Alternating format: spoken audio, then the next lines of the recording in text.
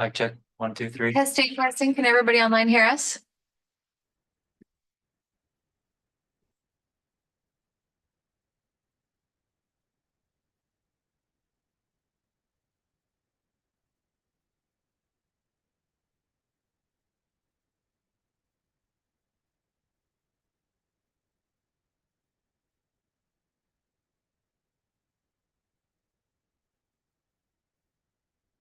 Mr. Case, can you hear me?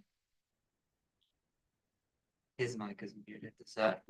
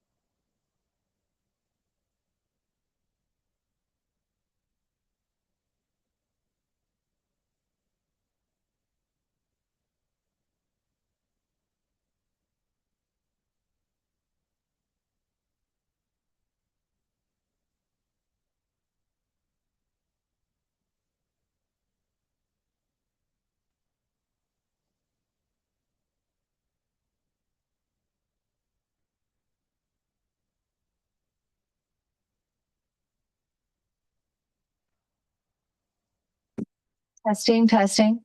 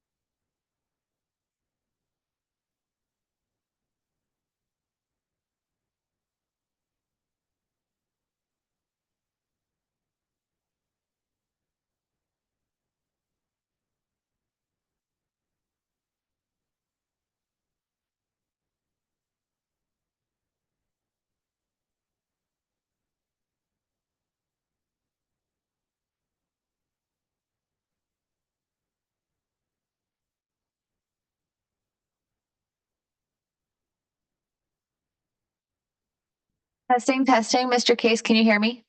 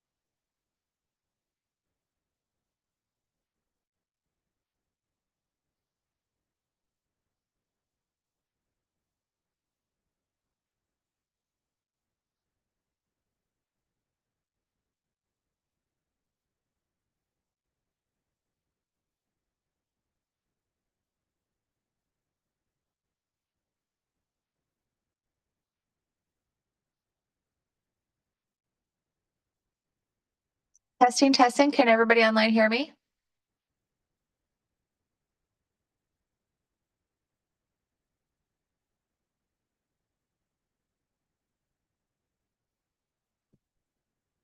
Hello? I can hear you. Oh, okay, wonderful. Thank you.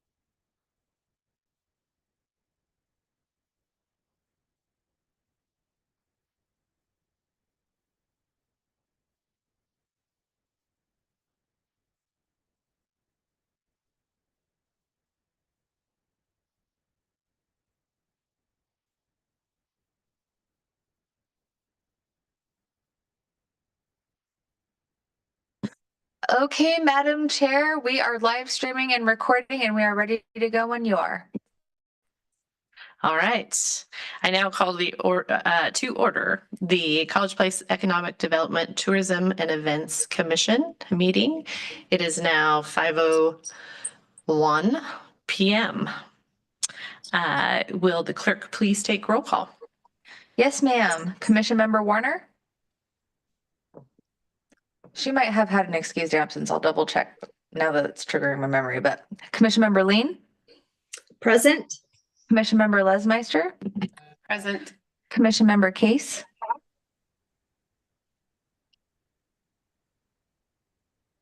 Oh, we did. Okay. And Chair Peck Here. and Commission Member Amick is out traveling, so he has an excused absence. We do have a quorum. Right. Did anyone submit a public comment in advance? No, ma'am. If anyone in actual or virtual attendance would like to speak, please raise your hand now. *9 is used to raise your hand if you're connected by phone. Nobody's there. So we will continue. We will now move on to the consent agenda consisting of to approve the agenda from last time, from the July 7th meeting.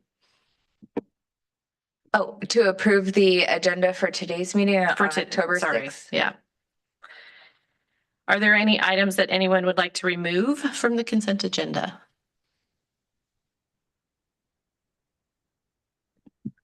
If not, then do we have a motion to approve the consent agenda?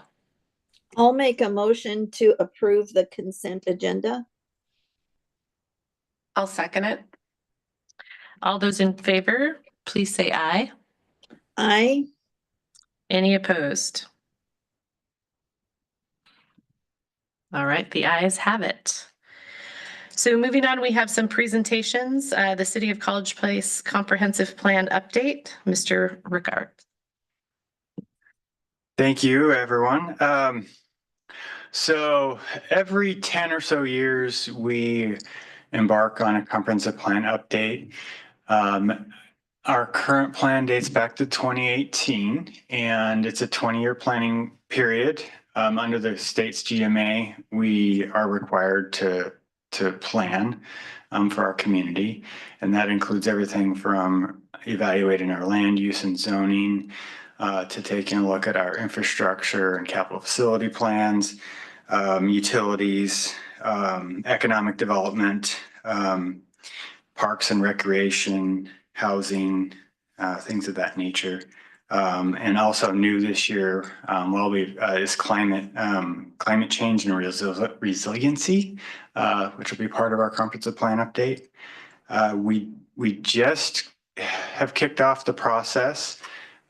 We have formed a technical advisory group of people from our community that's going to be meeting a few times. And then there have been some key stakeholder interviews that have already been conducted. And then the next phase is getting public input from our citizens. So we've kicked off a survey. In your packet, there is this pamphlet. It's in English and Spanish. And there's a QR code on that down at the bottom that'll take you to our project webpage. And from there, there's a survey that's open until November 1st. And we're encouraging everyone that lives in our community to take that survey. It should take you maybe 5 minutes at most to fill out. And from there, we will evaluate that and start to develop our goals and policies. And also take a look at our existing goals and policies in our current comp plan and make tweaks to those. And later this month on October 28th, we will be conducting an open house here at City Hall. I believe the time frame is from 4 to 6:30. We have a council meeting that evening that starts at 7. So it'll be in this room. We'll have maps and people here to take your comment and talk about your concerns for the next comprehensive plan. So please take a look at our website. Please take the survey. Please spread the word. There will be some social media posts that will come out from the city sharing this pamphlet and another smaller brochure that will get you to that survey rather quickly. And so please share that amongst your social media contacts as well. So any questions? And are these put out around town as well? We're getting those out around town. They'll be hanging up, at bulletin boards and whatnot around town. And we're also trying to get a coaster out at some of our restaurants that'll have a QR code on it and asking people to take the survey. Okay. Yeah. Is it kosher? Can I put it up at the coffee shop? Oh, Like yeah. in a public Yeah, setting? absolutely. Yeah. Okay. Does anybody have any questions?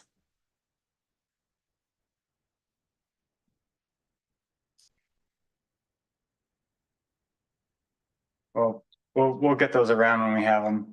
I figured we would stop by the coffee shops and Hop Thief and Yeah. anywhere we can leave them on a table. So, And I can put it in the window too. So, yeah, sure, that'd be great. Okay. So I'll leave you a couple with you so you can put one up. on both sides. Perfect. Yeah. Is there any other questions? Go Hey, ahead. John, do you have to be a resident or citizen to do the survey? No, I mean, there are a lot of people that live just right outside of College Place that frequent the city frequently, and we value all input. It doesn't have to be from just residents. So In the survey, do they put their address or some kind of there's a question identifying? in there to ask where you live. Yeah. So that's, we'll be able to sort that out. Right. In the Okay. data.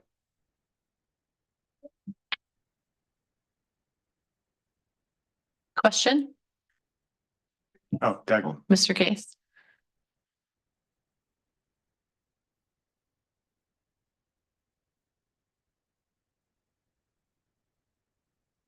Mr. Case, do you have a question?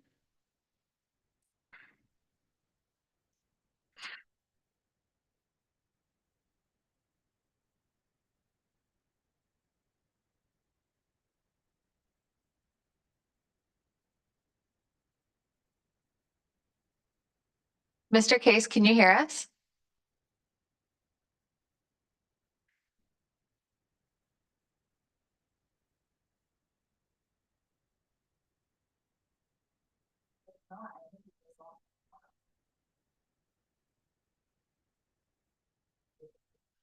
Okay.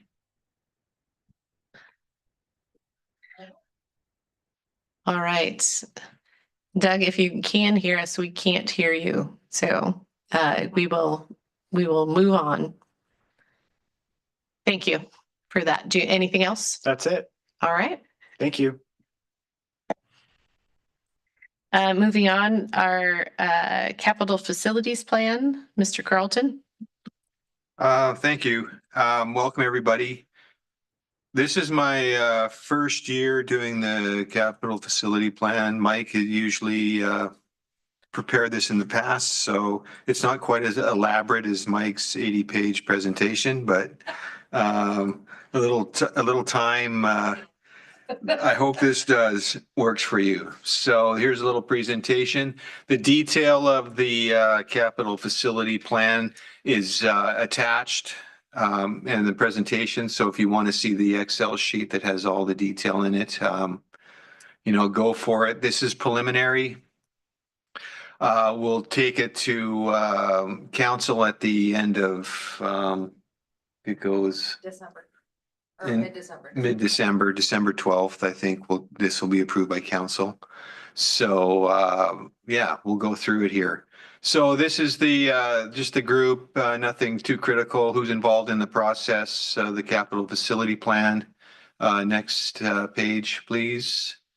It's kind of hard to read, but this basically goes through what is a capital facility plan? I won't go through everyone in detail, but each year we go through this and we do a 6-year plan on a rolling basis. So not necessarily everything carries forward, but we go through it as a group. These tie out to our individual plans we have, like the transportation improvement plan that we have, a strategic plan. It goes through all those and we map out what projects we feel we can get funding for or we can afford through reserves. Next page. Everybody can sort of read that. Can you go back one?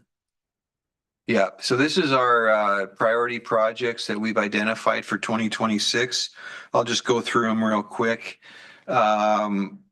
because this is really impacting our budget process for next year. So all these items will be included in the budget as far as an expenditure and then also funding. In some cases, most of this funding in the next year is set, and I'll identify briefly where we're at on the funding.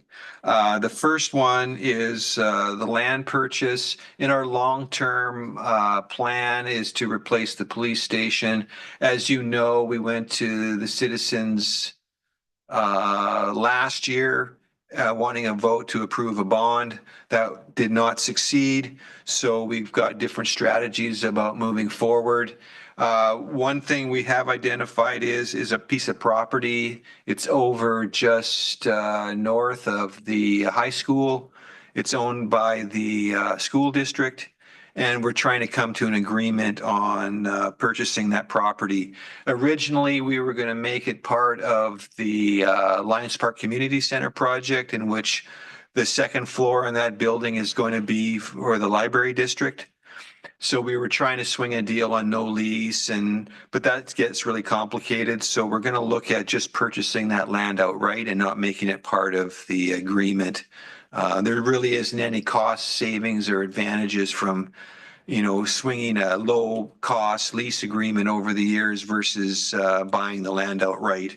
So we've put in $800,000 for that, and that would come out of current expense reserves. That's one thing, we don't have any additional funding for that. So we're really going to try to make that happen.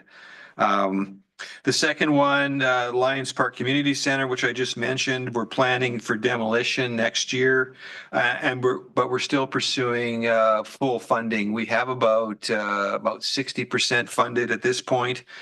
We have Department of Commerce ELF grant for $2.5 million. We've secured another Washington appropriation grant for $970,000, and we've had some other smaller grants which we're currently using for design, and we're at about, I believe we're pretty close to 90% design on the building.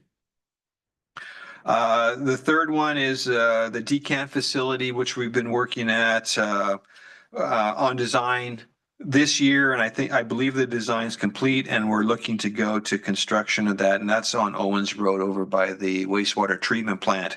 That is in the budget at just over $2 million, of which we have a Department of Ecology grant, which funds 85% of that project. The next one is another stormwater project on Southeast Birch. We're expecting from 4th to 6th, we have a 100% funding from the Public Works Trust Fund, a low interest loan, and that's at 3.4 million.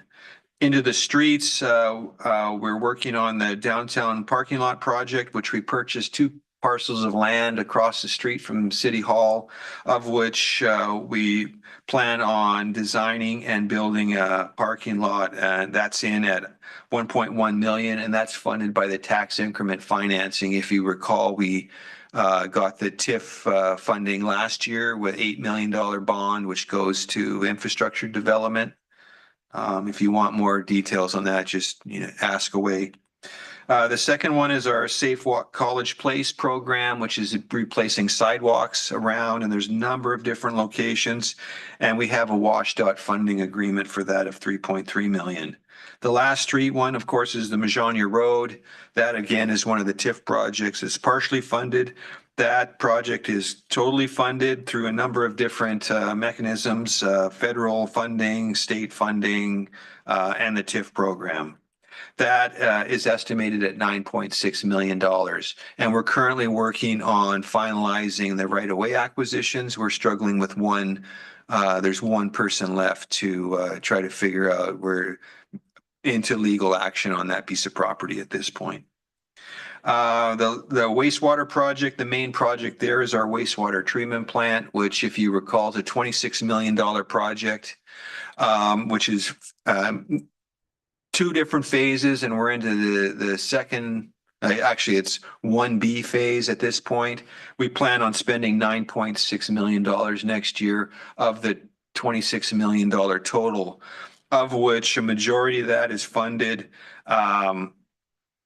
by a couple of federal grant and Department of Ecology $10 million grant, of which 50% grant, 50% low interest loan.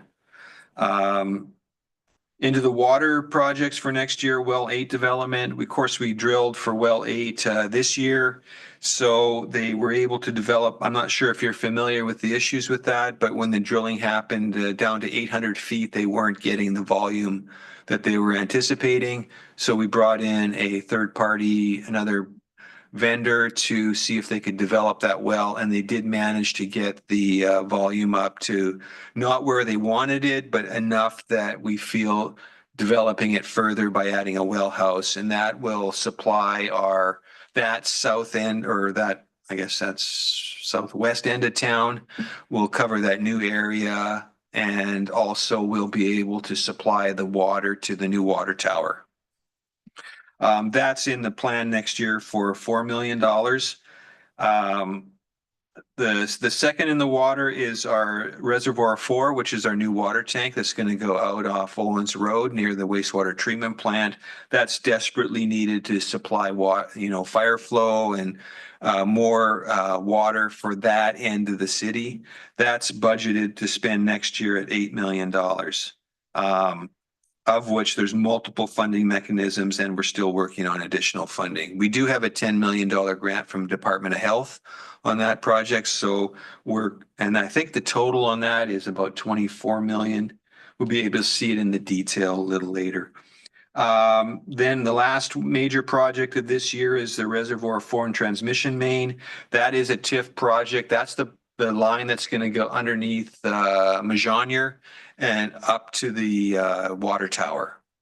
So that's budgeted at $5 million, of which a bit of money through reserves, but we do have a few grants. We have some TIF money, and we have a federal grant on that project for $2.5 million.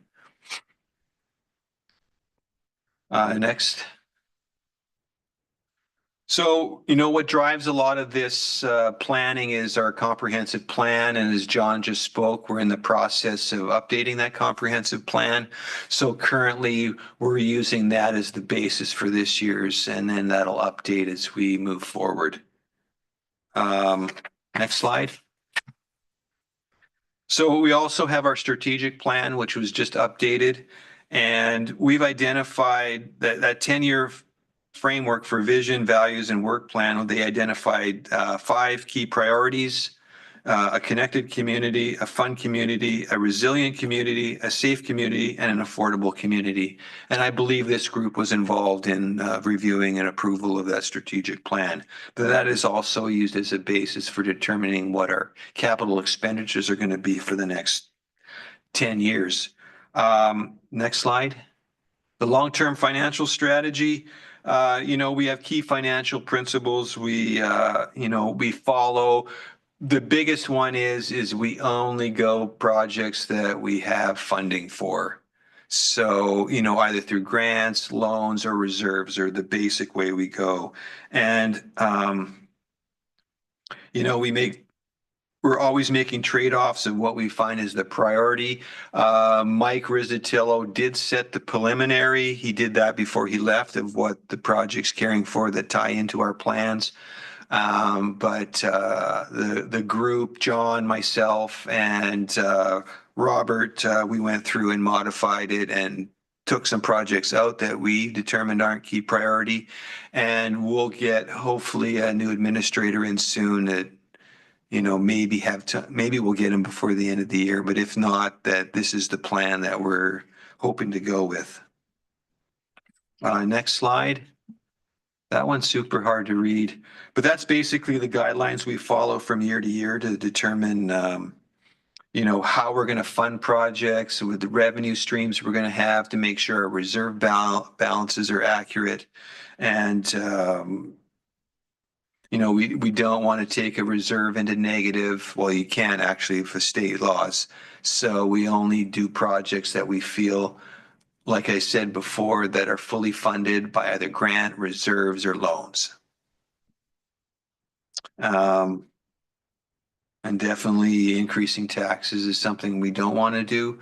But, that definitely is a form of financing that, based on our revenue streams versus the cost increases are, a lot of our revenues outside of the utilities are driven from taxes, and the taxes, of course, are out of our control to most point, but we're seeing a definite trend in decreased revenue increases but increased costs due to inflation. And we all know where that's coming from. Next slide. This is the timeline of the process. We started this in August. In September, we did the estimated revenues were reviewed by council, and we put together, I guess it was late September, the draft facility plan, which we're looking at today. October, we'll have workshops and some presentations and additional advisory presentations. And then this says in November, we have a public hearing and passage on November 24th, 2025.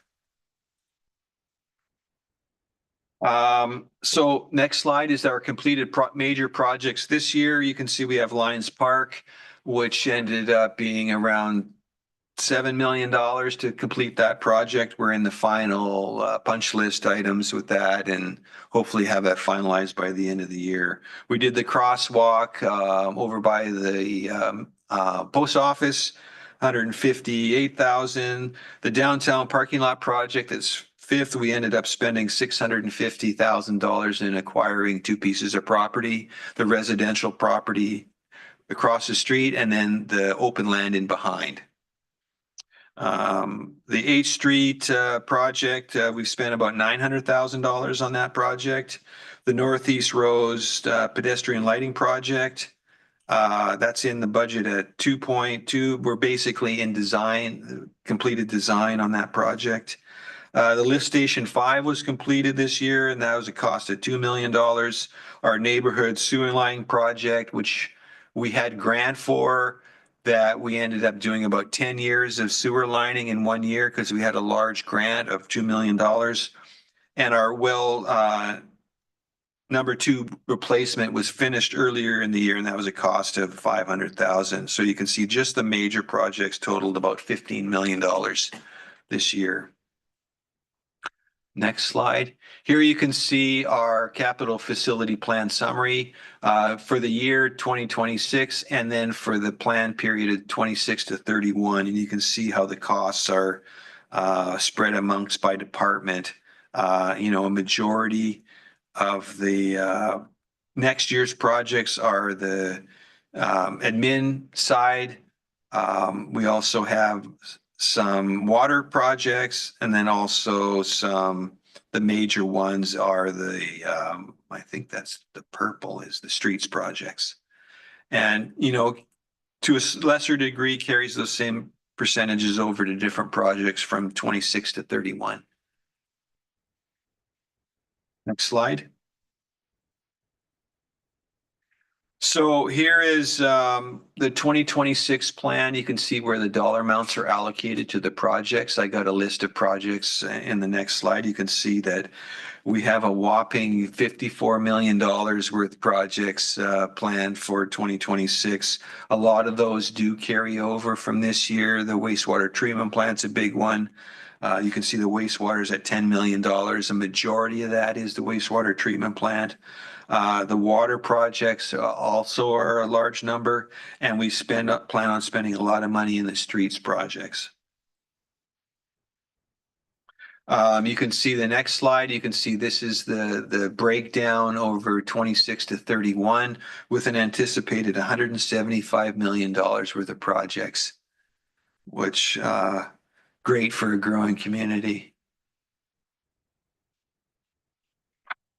The next slide, we do have a prioritization on these.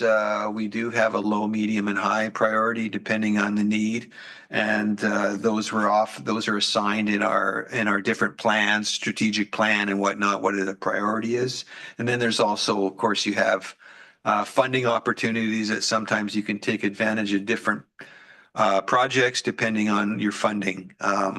One thing we are going to miss with Mike Rizzatello gone is his ability to apply and get grants. So that's definitely an area that we're going to fill. But we have so many projects right now that we're not in a hurry to do more funding applications, but we are going to do some. You don't want to have a 1 or 2 year lag in your submissions because then later on you have a 1 or 2 year lag of no funding. So we're trying to balance that out. And we'll see how it goes. So into the categories of our CFP, our facilities. On the next slide, you can see that the major projects are over the time frame. Oh, sorry, the header didn't show up on this showing the years, but the first column with numbers in it, the 1, 2, 3, the fifth column over is 2026. Not a lot of projects next year for City Hall. We are investigating doing a new key card entry system consistent for all locations. And we are planning on doing that in 2027, but using $100,000 next year to do design. City Hall improvements in there for the next years, and you can see how it plans out. In 2027, we would like to do a Sallyport conversion. We did a architectural design a couple years ago for this entire building, but we lost the funding. The brick funding was canceled based on the current administration cutting programs, so that funding got cut from us. So it's not an option. So we decided to look at maybe just modifying the jail cells over here and adding in more space because we've basically run out of room for any additional staff. So we're going to look at that for 2027. And then you can see the projects that carry out over the next few years after that. You can see we have City Hall renovation, I believe, is in 2029 at $5 million.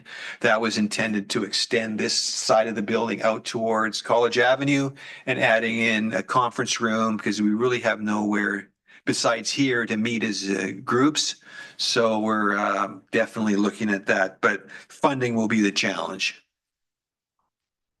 Some people, they just don't want to fund adding additional office space. The next section is the fire and police department. A few projects there. The regional training tower contribution we make, it was a 5-year contract where the city of Walla Walla rebuilt the water tower and as a shared cost. So we pay $65,000 a year for that project. So that ends in 2026. So that'll be a little savings moving forward. We do have some fire station improvements that were pushed from 26 to 27, just to fix up the dorm area and the flooring.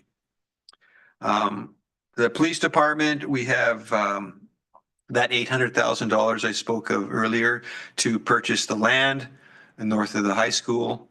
And then not much else besides potentially the new police station going in at 2029 at 15 million, but that funding plan is still in development. Our attempt was to try to stack 2 or 3 years of federal appropriations and trying to get up to like the 8 to 10 million mark and then go back to the citizens with less of a commitment. But our appropriations from 2025 did not go through. So we're up against a bit of a wall as far as where are we going to find the funding. Next slide. So now we're into the infrastructure. So this is all our utilities, streets, water, sewer, parks as well. So the first one is the parks. And a number of projects for the parks. One thing you'll see is there's not much in for parks in the next couple years. We did have some overspending on the Lions Park, did come in over budget. So we're going to have to use, we usually fund our parks through the REIT 2, which is real estate excise tax that people pay when they sell their home. We accumulate about $350,000 a year in that goes towards parks and some street projects. So we need to use that money to pay off the amount owed under the Lions Park project. So that's why you don't see much. What we do is we have the Lions Park Community Center in there for next year. That is in design and I believe it's almost complete. We're on hold right now as we finalize funding and we're about 50% funded at this point. And there's a couple other grants that are due right away, another ELF grant and a couple appropriations we're going after. We would like to see $10 million in funding on that, but right now the bid, I think the engineering estimate was about 7 million for that. Plus that would house the library and then an early care facility through YMCA. And a commercial kitchen, yeah, and then an area for events and stuff. So yeah, that's exciting. Pardon? That one, no, we didn't get that. Not for the federal grant. We did get some money from the state, from Dozier, $1 million. That's the $970,000 I show in there. So yeah, we're working hard on trying to find funding and we're working with YMCA and the library district to get that moving forward. Then we have some other projects later out over the years. We did have a grant to do the Veterans Park. And that has been designed, but the design came back at about $2 million. And our grant from department, our grant for that was only about 800,000. So we're short on funding. It funded the design, but not enough. And we don't have additional funding to cover that in the next couple of years. That's for parks. Now, next slide, please. Now we're into the streets, and you can see on here our federally classified roadways. Those are the only streets within the city that we can get grants for through WashDOT, either federal or state money.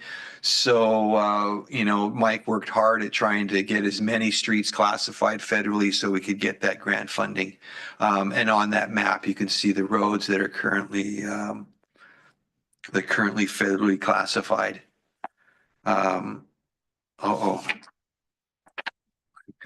Sorry, I got a slide in the wrong order. I just did this presentation today. So if you go to the next slide, that actually shows the storm projects. That's supposed to be bumped ahead one slide. So here's our storm projects. I'll get back to the streets, follows up in the next slide. So the street projects, a number of projects going on, of which we have funding on a large segment. You can see our block resurfacing, its chip seal program continues every year. We typically have, last year, at the beginning of the year, we started our transportation benefit district, which was 0.1% sales tax. That's generating about $350,000 a year. So we're using that towards our chip seal and block resurfacing program. And you can see the 350 in. After the 2028 season, we'll have an additional 150 or so thousand that will come from the REIT 1 program once the Lions Park project is, they come back from their deficit. So then we have our downtown parking lot project, which we're anticipating starting next year with design in the first year and then the spending in the second year. And that's funded by our tax increment financing bond. The Safe Walk project, which is grant funded, goes through and there's numerous projects identified in there. And then you can see the other Safe Walk projects continue each year after that. The final one at the bottom is the Lamperti Wall guardrail issue, which I know I think we've discussed. That's up on, where is that? I can't remember exactly where it is, but there's a section of road where there's a small retaining wall, but then cars can launch over, and I guess they have in the past. So they're looking at designing something, an improvement there. Yeah. And then the street projects continue. A lot of projects in streets. The Majonier Road, of course, is the major project, and that project is fully funded. So that's good to know. And then some other, we've got the East-West Road design and the intersection. That's going to take it into the new Stone Creek property. And we've committed a couple $1 million for construction of those two parts. A majority will be funded by the developer, Lakeside Industries. So that's proposed in for next year, as well as our Whitman Drive sidewalk project, which we have a grant for that, and that will be mostly done next year and slip into 2027. And then we have the Whitman Home Depot commercial intersection. We're looking at some design next year and moving into 2027. And then some other projects that go into the later year. That is the roundabout that's inside right across from the coffee shop. Yeah. So we'll, that really affects, there is an idea that a hotel is going to go on that property, and that a roundabout's required in there because we couldn't get the pork chop off of Myra.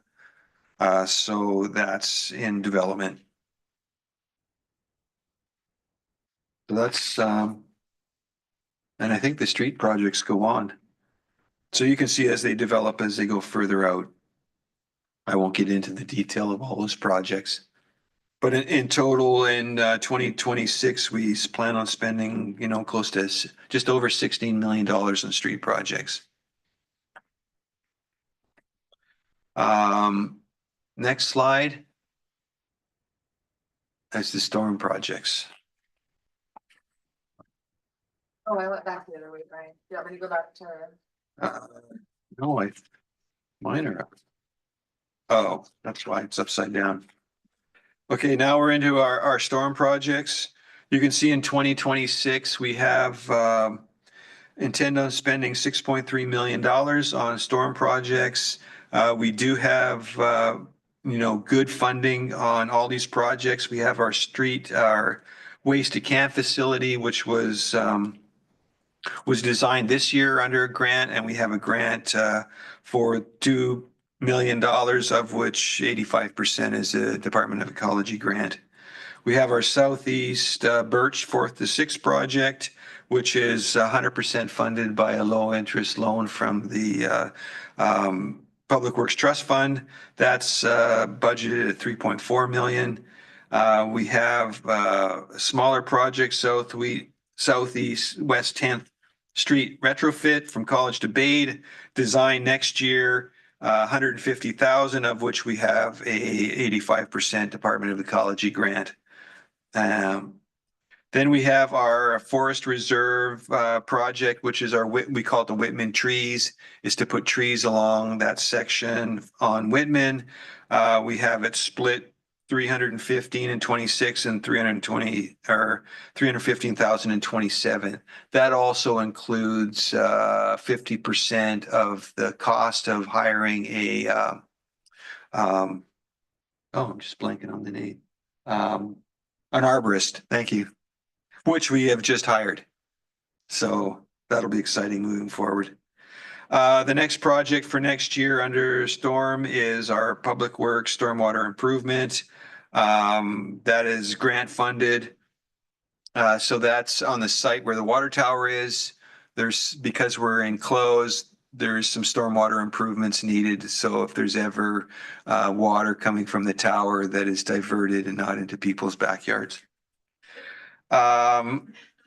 The last project anticipated for next year in the storm is our Northwest Earl Lane stormwater improvement. That is in for planning in next year, and then construction in 2028.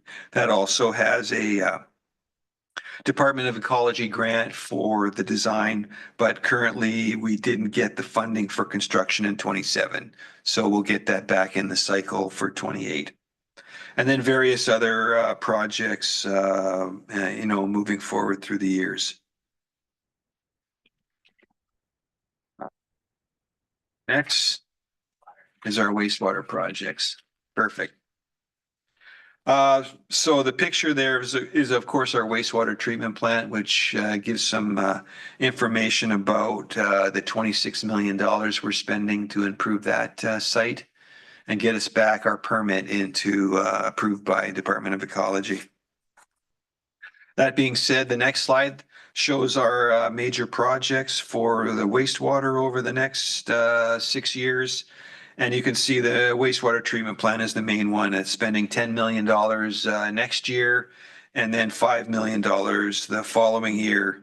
To date, I believe I'd like to say we're at about $6 million this year so far. So that's moving forward in phases.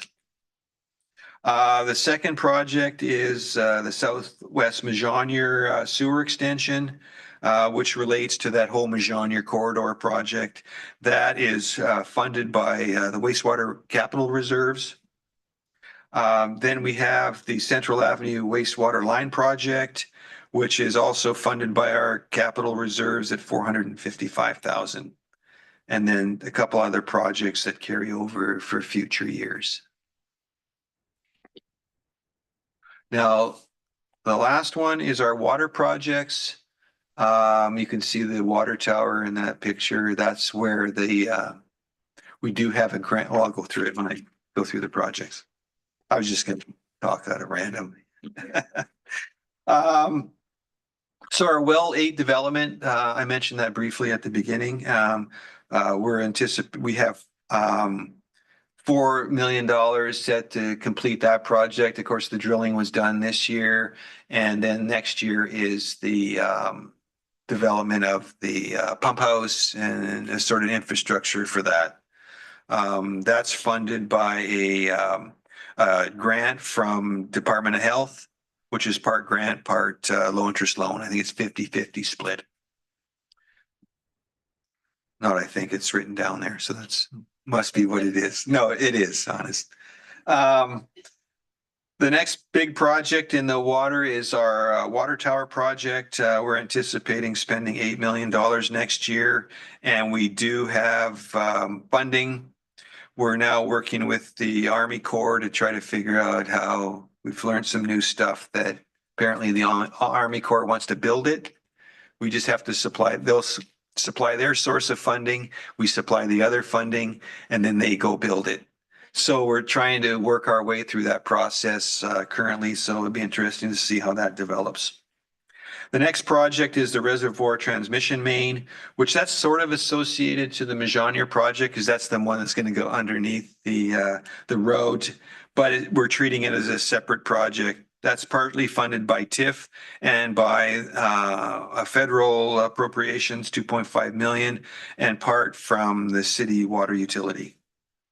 The third project in there is our well number 3 rehab, which is basically putting in a generator at that. And we're anticipating design next year for 426th and the following year of construction. And we have that funded. We do have our seismic retrofit and repaint of our water tower. That's the comment I was going to make on the picture there. You could see the water tower. We're going to go in for design on that for 200,000 next year and construction in the following year. And we do have a FEMA grant that covers 87.5% of that, with the balance from reserves. The last one is our SCADA controls. That is the system that monitors all the electronics in the wells. And those are in desperate need of upgrading. And we have plans over the next 2 years to spend 170 next year and 140 the following year. And that's coming out of our water reserves.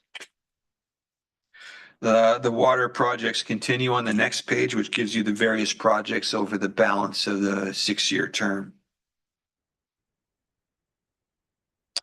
And one of the ones to note is our plan on doing another well, number 9 well. We're not along at all in design on that. It's just because our well number 8 came in under what our expectations were on output volume, we feel it's important to look at doing another well just to keep us with water.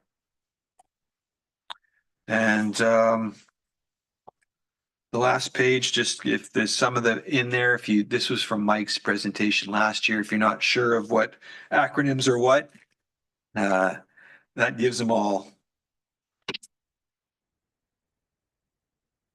Masterpiece, Brian. So That's is a lot. that is where we stand and want to move forward. All right. Sorry it took so long. That's all right. Does anybody have any questions? That was a lot of information to go through. Yeah. It was, Ambitious to-do list. yeah.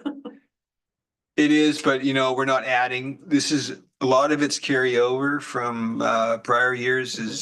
As our plans haven't changed much since Mike's left. We've changed a few things around, but it's pretty static. And it'll be exciting when we get a new administrator in and see what direction they want to go. But this is really for 2026. And then the other projects are getting in line for funding.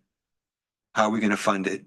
And ideally, we want to be 100% funded on every project before we go. But Right. that always, there's quite often a portion that the city we have our share that we have, and that varies from 5% to 50% typically.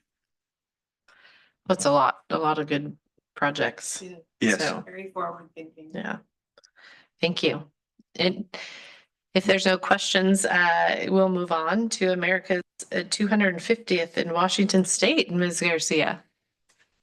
Okay, thank you. It is my pleasure to announce that our nation's semi-quincentennial anniversary, aka the 250th anniversary, is coming up. The signing of the Declaration of Independence of July 4th, 1776. There was a national committee that was actually established in 2016. However, for whatever reason, we didn't hear about it until this year. And it's next year.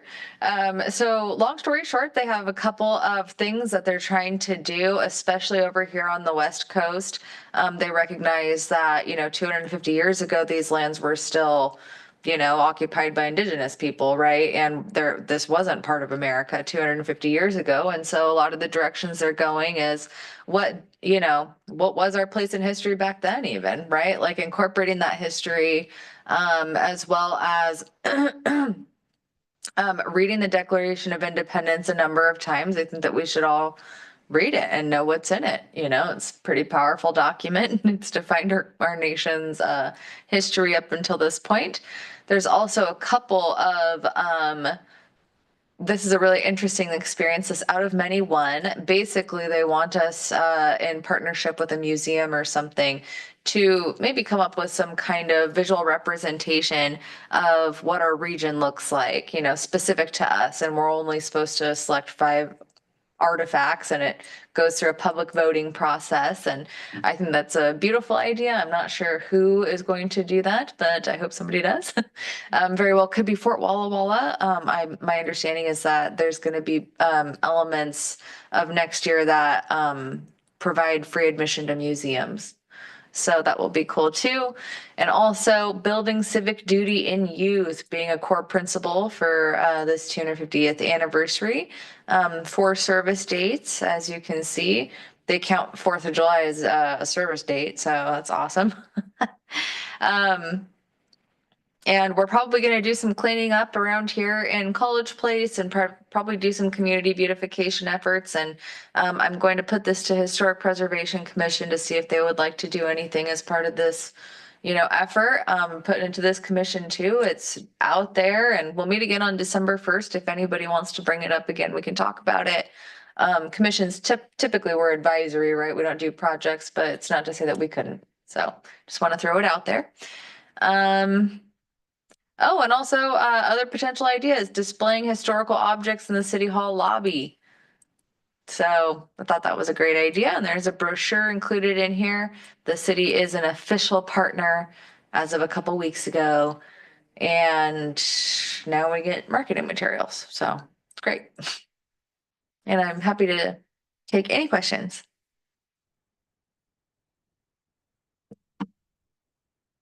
Any questions?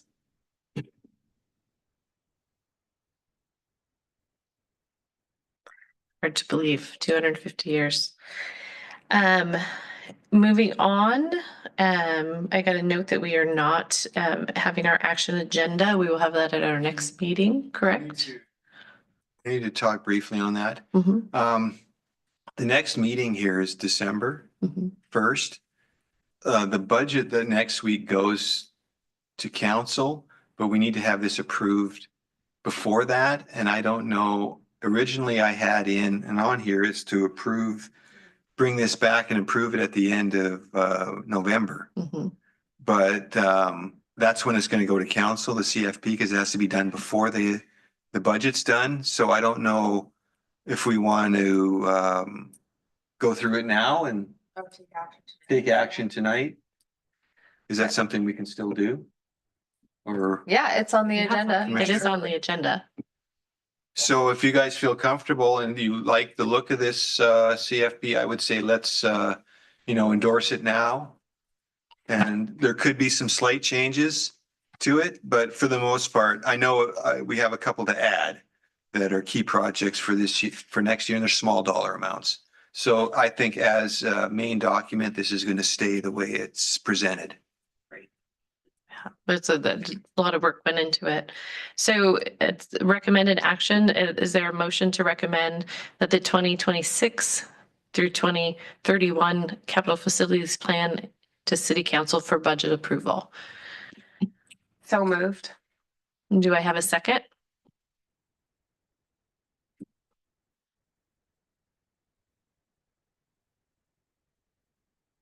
Do I have a second? Oh, Arlene.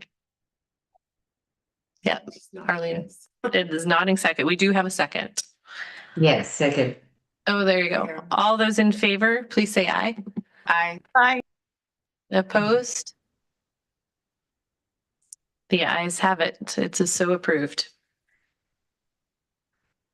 Thank you. Thank you for all your hard work. Staff reports are our last thing. Ms. Garcia, Halloween trick or treat plans. Okay, thank you. We will be doing a kind of zhuzhed up Halloween event this year. My deputy city clerk is starting to get comfortable with event planning, and he's starting to get into that magical and imaginative phase. He's growing up so fast. Anyway, so as of this writing, we had 10 businesses, but now we actually have 14 businesses signed up. He would like to try to keep the businesses smaller and do more activities, but we're gonna talk about that when he gets back. But anyways, so the plan is, as it stands right now, something that he would really like to add is a pumpkin carving or painting competition. Really wants it, and he also wants it to be open to families because adults really build some crazy stuff, and they can be really visually appealing. So we did it open to families this year. Bought a couple of things. We're going to have our little maze over there in the fire department as always. Going to still do our bowling. We're going to have, I believe, 2 food vendors and 1 hot drink vendor this year, because the food vendors just make a killing and then run out of food. There's like 2,000 people there. We're also creating a little photo booth thing so that people can take their family's photos in their cute little Halloween costumes. And we're planning to give out 2,000 pieces of candy at least. And well, I mean, like 1 per kid.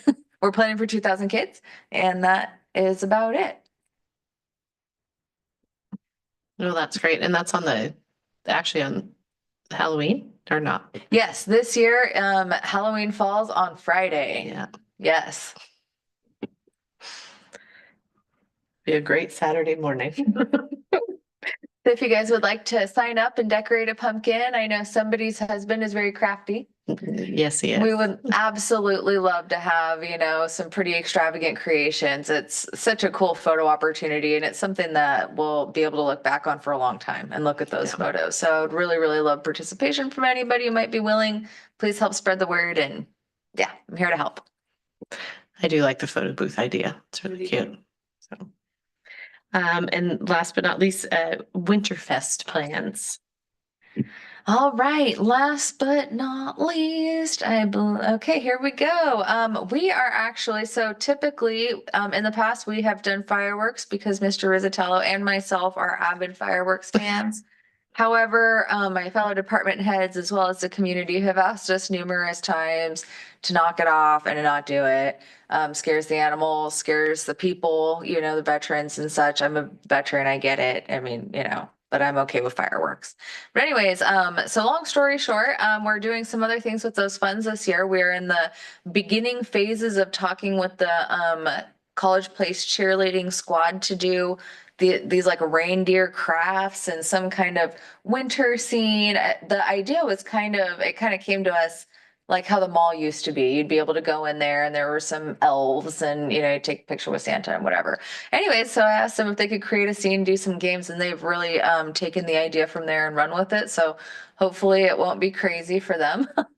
But the ideas that they're coming up with are still not solidified, but so cute. They want to do crafts. They want to decorate cookies. They want to spray paint face paint onto kids' faces, which what could go wrong? Yeah, all kinds of stuff. So yeah, they've got the creative juices flowing, and I'm excited to see what they come up with. And we're also we're going to lean more vendor heavy this year. And really try to create a very wonderful retail experience for the people who show up. So That sounds great. Yeah, cheerleaders can come up with all kinds of things. Young ladies. Anything else? And can we get the trunk or treat and the Winterfest posters? Can I just print them out and yes, ma'am. So anytime you guys would like to, what you can do is you can go to Board Docs, open up the attachment, and you should be able to print from right here. Okay, great. Yep. Perfect. Thank you. All right, if that is it, we've come to the conclusion of our meeting. Our next meeting is set for December 1st. So is there a motion to conclude the meeting? A motion to conclude the meeting? Do we have a second? Second. There. We heard you. If there's no objection, the meeting is now concluded at 5:58 p.m. Thank you all for attending.